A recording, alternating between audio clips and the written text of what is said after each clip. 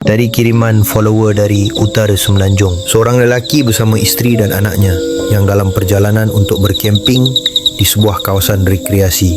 Tidak menyangka di pertengahan perjalanan mereka bertemu satu entiti bergentayangan.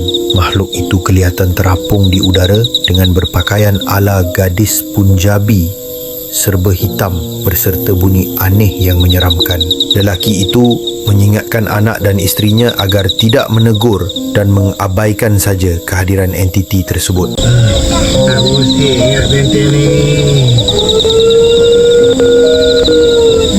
Nak mesti amping cari pada nak biji budak dah. Yang tengok lah, buat tak nampak lah.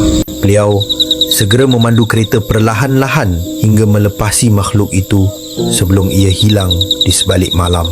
Dihabarkan di kawasan yang mereka lalui itu pernah berlaku kejadian seorang gadis India menggantung diri di sebatang pokok beberapa tahun yang lalu.